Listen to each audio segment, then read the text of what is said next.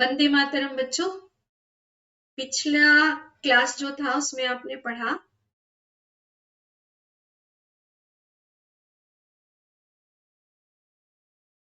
पिछली जो क्लास थी उसमें आपने पढ़ा था पीरियोडिक मोशन यानी कि आवर्त गति। तो यदि कोई वस्तु एक निश्चित समय अंतराल के बाद अपनी गति को दोहराती है तो उसकी गति को आवर्त गति। जैसे कि आपने पढ़ा था पृथ्वी सूर्य के चारों ओर चक्कर लगाती है, उसकी गति आवर्त गति है, पीरियोडिक मोशन है। चंद्रमा पृथ्वी के चारों ओर चक्कर लगाता है तो चंद्रमा की गति भी पीरियोडिक मोशन है।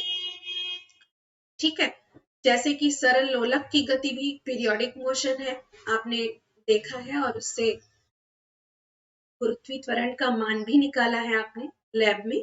तो इस तरह से ये जितनी भी गतियां हैं ये पीरियोडिक मोशन है, क्योंकि ये सारी वस्तुओं की गति पीरियोडिक मोशन है, क्योंकि ये सारी वस्तुएं अपनी गति को बार बार दोहराती है। दूसरा आपने पढ़ा दोलन गति। यदि कोई वस्तु अपनी माध्य स्थिति के इधर उधर या आगे पीछे अथवा ऊपर नीचे अपनी गति को बार बार दोहराती है तो वस्तु की गति को दोलन गति कहा जाता है। जैसे कि सरल लोलक, क्योंकि सरल लोलक अपनी माध्य स्थिति के इधर उधर गति करता है तो सरल लोलक की गति को आप ऑसिलेटरी मोशन अथवा दोलन गति कह सकते हैं। इसी तरह से जो नाव शांत जल में है वो स्थिर अवस्था में रहेगी, मतलब गति तो करेगी परंतु जैसे ही अगर किसी नदी में या समुद्र में या जल या बड़े से झील में अगर लहरें आती हैं, लहरें उठती हैं तो वही नाव ऊपर नीचे डगमगाने लगती है। तो नाव अपनी माध्य स्थिति के ऊपर नीचे गति करती है, तो उस तरह से लहरें आने की अवस्था में जो नाव की गति ऊपर नीचे होती है उसको भी आप ऑसिलेटरी मोशन कह सकते हैं। घड़ी का जो पेंडुलम है वो भी अपनी माध्य स्थिति के इधर उधर गति करता है, उसको भी आप ऑसिलेटरी मोशन दोलन गति कहते हैं। और एक बहुत अच्छा सा एग्जाम्पल जो आपने पिछली क्लास में पढ़ा था, झूला। सावन के दिनों में छोटे बच्चे झूला झूलते हैं, लड़के अथवा लड़कियां, बच्चे मतलब बालक बालिकाएं दोनों झूला झूलते हैं। तो झूला भी अपनी माध्य स्थिति के इधर उधर, जब आप पेंग बढ़ाते हैं तो झूला भी अपनी माध्य स्थिति के इधर उधर गति करता है, तो झूले की गति को भी आप ऑसिलेटरी मोशन या दोलन गति कह सकते हैं। ठीक है, दूसरा एक अंतर आपको ये समझना है यहाँ पर पीरियोडिक मोशन में और ऑसिलेटरी मोशन में, वो ये कि आप देखेंगे कि पृथ्वी की गति पीरियोडिक मोशन तो है परंतु दोलन गति नहीं है, क्योंकि पृथ्वी सूर्य का चक्कर लगाते हुए, चंद्रमा पृथ्वी का चक्कर लगाते हुए ये अपनी गति को दोहराते तो हैं, तो दोहराने के कारण तो ये पीरियोडिक है यानी कि आवर्त गति करते हैं, लेकिन अपनी माध्य स्थिति के इधर उधर गति नहीं करते। मतलब चक्कर लगाते हैं तो ये अपनी गति को दोहरा रहे हैं, इसलिए ये आवर्त गति करते हैं, इसलिए इनकी जो गति है वो आवर्त गति है। लेकिन चूंकि ये माध्य स्थिति के इधर उधर चक्कर नहीं लगा रहे, इसलिए इनकी गति को ऑसिलेटरी मोशन या दोलन गति नहीं कहा जाता। पृथ्वी, चंद्रमा अथवा इस प्रकार के अन्य ग्रह, ठीक है, लेकिन जो पेंडुलम की गति है, झूले की गति है, नाव की गति है और घड़ी का पेंडुलम है और सरल लोलक यानी कि सिंपल पेंडुलम है, इन सब की गति पीरियोडिक तो है ही यानी कि आवर्त गति तो है ही, साथ में ये दोलन गति है क्योंकि ये अपनी माध्य स्थिति के इधर उधर गति कर रहे। तो सिंपल पेंडुलम या नाव या झूला, इनकी गति आवर्त गति होने के साथ साथ दोलन गति है, क्योंकि दोलन गति का स्पेसिफिकेशन या जिसको कह सकते हैं कि विशेष जो प्रकार है वो क्यों है, क्योंकि अपनी माध्य स्थिति के इधर उधर गति करते हुए अपनी गति को दोहरा रहे हैं। तो दोलन गति अथवा कंपन, इसमें वस्तु अपनी माध्य स्थिति के इधर उधर गति को दोहराती है, इसलिए इसकी गति को दोलन गति कहा जाता है। तो दूसरी एक और बात आपको बतानी है कि दोलन और कंपन शब्द जब कहा जाता है तो इन दोनों शब्दों में, दोलन में और कंपन में कोई विशेष अंतर नहीं है। दोलन जैसे कि आपको ये हम लोग सिंपल पेंडुलम उठा लेते हैं, ये जो मीन पोजीशन है यानी कि जो माध्य स्थिति है जहां पर ये बीच में बॉब लटका हुआ है, ये जो स्थिति है ये बॉब की माध्य स्थिति कहला रही है जहां पर ये एरो जा रहा है। ठीक है, आपने प्रयोगशाला में क्या किया था, इस बॉब को ले जाकर पॉइंट ए तक आप अपने हाथों का इस्तेमाल करते हुए ले गए और इसके बाद आपने इसको यहाँ से छोड़ दिया, तो ये किस प्रकार से गति करने लगा, यूं, इधर पॉइंट यहाँ तक आया, फिर यहाँ गया, फिर इस तरीके से ये अपनी गति को बार बार दोहरा रहा था। तो अगर ये इस पॉइंट पर आकर, इसको पॉइंट ए कह सकते हैं जैसा कि पहले वाले फिगर में था, ये पॉइंट ए है, अगर ये पॉइंट ए पर आकर पॉइंट बी पर जाते हुए वापस पॉइंट ए पर आता है और ये इस तरह से धीरे धीरे जा रहा है, तो इसको आप दोलन कहेंगे। जब कोई वस्तु अपनी माध्य स्थिति के इधर उधर धीरे धीरे, थोड़ा मतलब स्लो मोशन में गति करती है, स्लो मोशन में जाती है, तो इसको आप कंपन कह सकते हैं। लेकिन अगर यही बॉब या जिसको कह सकते हैं फोक या कोई भी वस्तु यदि ऐसे यूं गति करती है अपनी माध्य स्थिति के बहुत जल्दी जल्दी, ठीक है ना, तो इसको आप वाइब्रेशंस कह सकते हैं। तो अगर दोलन का जो गति है वो बढ़ जाती है, स्पीड अगर बढ़ जाती है माध्य स्थिति की इधर उधर गति करते हुए, तो उसको आप कहेंगे वाइब्रेशंस। और यदि वो धीमी गति में मूव कर रहे हैं इस तरह से, तो उसको आप ऑसिलेशंस कह सकते हैं। अब बहुत ही अच्छे उदाहरण आपको देखने को मिलेंगे दोलन गति के और वाइब्रेशंस के। ये देखिए आपके म्यूजिकल इंस्ट्रूमेंट है, फिजिक्स में इंस्ट्रूमेंट का, म्यूजिकल इंस्ट्रूमेंट का क्या काम है, पर एक्चुअली ये म्यूजिकल इंस्ट्रूमेंट म्यूजिकल साउंड जो प्रोड्यूस करते हैं उसके पीछे बहुत अच्छी फिजिक्स छुपी हुई, ठीक है ना। इसमें भी मैं बताती रहती हूँ ना आपको, फिजिक्स जो है वो नेचुरल साइंस है, प्रकृति में जो भी घटना घटित होती है वो उसका अध्ययन आप फिजिक्स में करते हैं। अब ये देखिए एक सिंपल बहुत खूबसूरत सा इंस्ट्रूमेंट है, इसके लिए बहुत सारे बड़े बड़े नामी गिरामी लोग जैसे कि जाकिर हुसैन टाइप लोग इतना अच्छा म्यूजिकल साउंड इसमें से प्रोड्यूस करते हैं, लेकिन उसके पीछे की फिजिक्स आप समझिए। ये जो तबले की मेम्ब्रेन है यानी कि झिल्ली है तबले की, ये यूं तो रेस्ट पोजीशन में है, नो साउंड, परंतु जैसे ही कोई तबला वादक अपनी उंगली की थाप इस पे देगा तो एक म्यूजिकल साउंड, एक आनंददायी ध्वनि ये उत्पन्न करते हैं।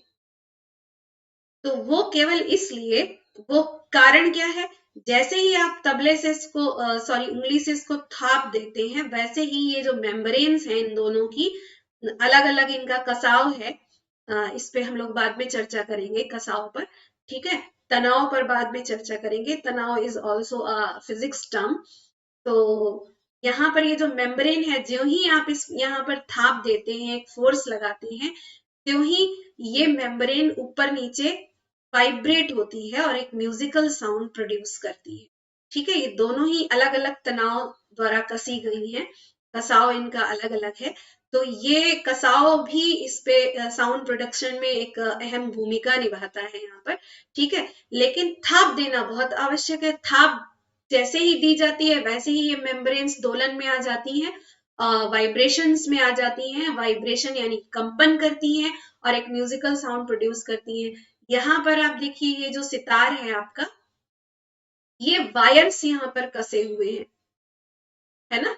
तो ये जो वायर्स हैं इन पर जो सितार वादक हैं वो इनसे उंगलियों को छेड़ते हैं, इन वायर्स को, इन तारों को छेड़ते हैं, और ये तार अपनी, जैसे कि तबला जो था वो उसका क्या था, उसकी जो ये मेम्ब्रेन है इसने ऊपर नीचे गति की थी, दोलन किया था, तो इन्होंने साउंड प्रोड्यूस किया, ठीक है। वैसे ही ये जो तार है, वायर है इस गिटार के, जो ही गिटार वादक इसको यहाँ पर छेड़ते हैं तो ये अपनी जगह के अपने मेन पोजीशन की, इस समय ये सभी वायर्स 1 2 3 4 5 6 वायर्स इसमें, ये सभी रेस्ट पोजीशन में है क्योंकि यहाँ पर इसको अभी छेड़ा नहीं गया है।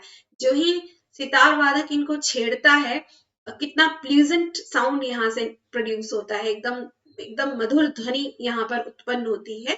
तो अगर ये दोलन नहीं करेंगे, वाइब्रेशंस नहीं होंगे यहाँ पर, तो वो मधुर ध्वनि से हम लोग वंचित रह जाते। तो ये नेचुरल है। यहाँ पर ठीक इसी तरह से यहाँ पर सितार गिटार है, गिटार पर भी इसी तरह से वायर्स होते हैं और एक अलग प्रकार की ध्वनि ये उत्पन्न करते हैं। यहाँ पर भी इन तारों को छेड़ा जाता है, गिटार वादक भी छेड़ता है और एक म्यूजिकल साउंड प्रोड्यूस करता है। इस पर हम लोग बाद में जाएंगे कि गिटार और सितार पर क्या अंतर है। एक्चुअली यहाँ पर ये इसका जो शेप है, यहाँ पर जो एयर कॉलम्स, हवा भरी हुई है, वायु भरी हुई है, इसका अपना एक अलग रोल होता है साउंड प्रोड्यूस करने में। दूसरा, आप इस इंस्ट्रूमेंट से भली भांति परिचित हैं, ये ड्रम, ये जो ड्रम है इसकी सहायता से हम लोग रोज सुबह राष्ट्रगान करते हैं और ड्रम बीट्स के साथ गाते हैं, और ये जो बीट है हमें राष्ट्रगान को सही तरीके से गाने में मदद करती है। तो ये जो व्हाइट कलर की आपको दिख रही है, ये ड्रम की मेम्ब्रेन है जो कि दोनों ओर लगी होती है ड्रम के। और ये जो स्टिक्स हैं, इन पे जो हमारे यहाँ के जो छोटे छोटे बच्चे हैं क्लास 9th और 10th के, ये जब थाप देते हैं तो ये मेम्ब्रेन भी अपनी अगर ये ड्रम सीधा रखा हुआ है यानी कि ऐसा खड़ा रखा हुआ है तो इधर उधर गति करती है, और यूं अगर लेटा हुआ रखा हुआ है तो इसकी मेम्ब्रेन भी ऊपर नीचे गति करती है यानी कि दोलन करती है। तो ये जो इंस्ट्रूमेंट हैं आपके, ये म्यूजिकल साउंड प्रोड्यूस करते हैं, और इनके पीछे की जो फिजिक्स है वो इनकी मेम्ब्रेन का, तबला और ये ड्रम की मेम्ब्रेन और गिटार और सितार के जो वायर्स हैं, इनकी दोलन गति के कारण ही इनकी म्यूजिकल साउंड का जो उत्पादन है वो संभव है। इसी तरह से जो स्पीकर आप देख रहे हो, ये हमारी आवाज को बहुत एम्पलीफाई करके यानी कि बढ़ा के दिखाता है। तो इस स्पीकर में भी ये जो मेम्ब्रेन लगी होती है, जो ही हमारी आवाज जाती है तो ये मेम्ब्रेन वाइब्रेट होती है और हमारी आवाज को एम्पलीफाई करती है यानी कि बढ़ा कर दिखाती है। तो ये जो सारी चीजें हैं ये हमारे दैनिक जीवन से रिलेटेड हैं, और इनके पीछे एक खूबसूरत सी, एक बढ़िया सी फिजिक्स छुपी हुई है, जिसको आप, इसके पीछे की फिजिक्स को समझकर आप इनकी आश्चर्यचकित रह जाएंगे। मतलब आश्चर्य होगा आपको कि इनके पीछे भी फिजिक्स छुपी हुई है और आप इसका बहुत ही अच्छा आनंद ले रहे हैं। दूसरा बात ये भी है कि इसमें कौन सी साउंड, यहाँ पर जैसे ये सितार है और ये गिटार है, यहाँ पर कितना कसाव हो तारों का, तो कसाव के आधार पर ही ये वाइब्रेट करते हैं। वाइब्रेशंस इनकी यानी कि फ्रीक्वेंसी, आवृत्ति इनकी डिपेंड होती है, और आवृत्ति ही इनकी साउंड को निर्धारित करती है कि इसमें से किस नोट का साउंड निकलेगा, सारे गा मा पा धा नी सा में कौन सा स्वर इसमें से निकलेगा, मध्यम स्वर, धीमा स्वर निकलेगा। तो म्यूजिक के पीछे भी फिजिक्स है। तो अब आ जाते हैं कुछ इम्पॉर्टेंट टर्म्स को, जो कि आपको मददगार साबित होंगे। तो आपको अगले 3 टर्म्स समझने हैं, जिसमें से 2 टर्म्स आपको पहले से आते हैं, आवर्तकाल, आवृत्ति और आयाम। आवर्तकाल और आवृत्ति से आप पहले से परिचित हैं, और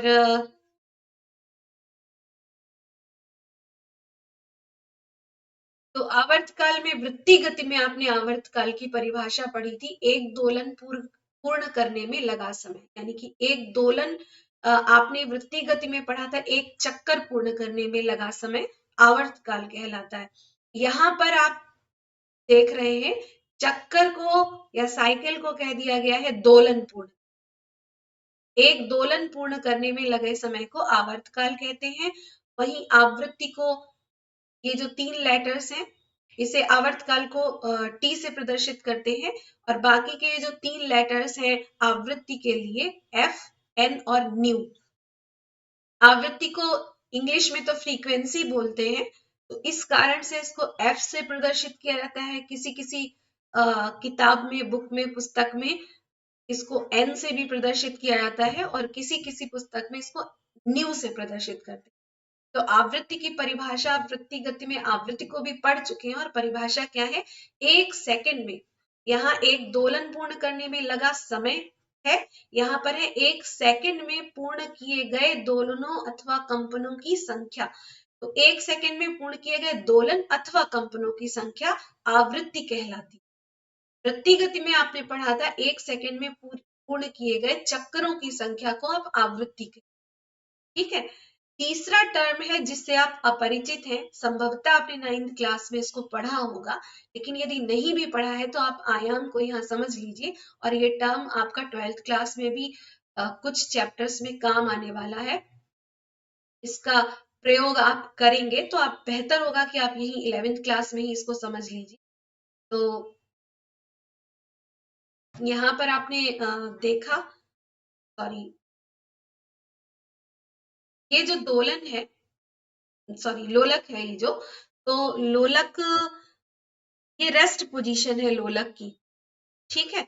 यहां से ज्यों ही आप यहाँ ले जाकर पॉइंट ए पर ले जाकर इसको छोड़ते हैं, ये इस तरह से दोलन गति करने लगेगा लोलक। तो पॉइंट ए से पॉइंट ए तक वापस आने में जो लगा समय है उसको आप कहेंगे एक चक्र, यानी कि सॉरी एक दोलन कंप्लीट हुआ है, और इसको आप कहेंगे आवर्तकाल। एक दोलन पूर्ण करने में लगा समय आवर्तकाल कहलाता है।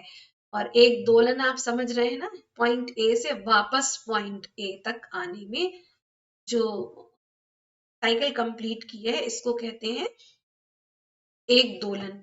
ठीक है। तो अब वापस आ जाते हैं आयाम को समझने के लिए। आयाम को समझने के लिए आपको इन दो फिगर्स को समझना आपके लिए आवश्यक हो जाता है। ये जो स्प्रिंग है ये वर्टिकली सस्पेंडेड है कहीं किसी फिक्स्ड पॉइंट से, जैसे कि आप अपने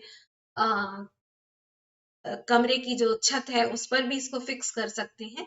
ठीक है। तो स्प्रिंग को यहाँ पर सस्पेंड किया गया है, यानी कि लटकाया गया है। इससे एक मास m अटैच्ड है यहाँ पर।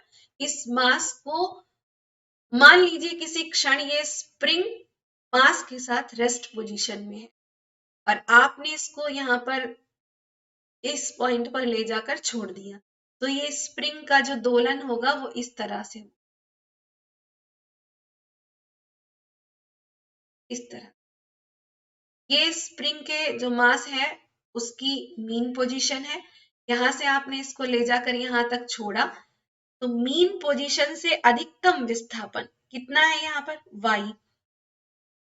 तो माध्य स्थिति से कोई भी वस्तु जो दोलन गति कर रही है, माध्य स्थिति से उसका अधिकतम विस्थापन आयाम कहलाता है। आवर्तकाल और आवृत्ति आप पहले से जानते थे। माध्य स्थिति से अधिकतम विस्थापन क्या कहलाएगा, आयाम कहलाएगा। ठीक है। तो ये तो आपकी थी वर्टिकल स्प्रिंग जो जिसपे मास वर्टिकली सस्पेंडेड है। ये जो फिगर है इस पे आपकी हॉरिजॉन्टल स्प्रिंग है, और ये हॉरिजॉन्टल ऑसिलेशंस करेगी। इस स्प्रिंग को यहाँ फिक्स किया गया है, ये फिक्स्ड पॉइंट है स्प्रिंग का। यहाँ पर पॉइंट P शायद आपको दिख रहा था, तो ये फिक्स्ड पॉइंट है स्प्रिंग का। यहाँ पर ये ब्लॉक P जिसका द्रव्यमान यानी कि मास m है, अपनी रेस्ट पोजीशन में है पॉइंट P। अब आपने यहाँ पर एक फोर्स लगाया, आउटर एक्सटर्नल फोर्स जिसको बाह्य बल कहेंगे, और इधर ले जाकर इस पॉइंट पर, यानी कि इस पॉइंट यहाँ पर ले जाकर आपने इसको छोड़ दिया। तो ये अपनी मीन पोजीशन से कितना डिस्प्लेसमेंट है, x। यहां से लेकर और यहां तक कितना विस्थापन हुआ, x मीटर का विस्थापन हुआ। तो और यहीं ले जाकर आपने छोड़ दिया इसको।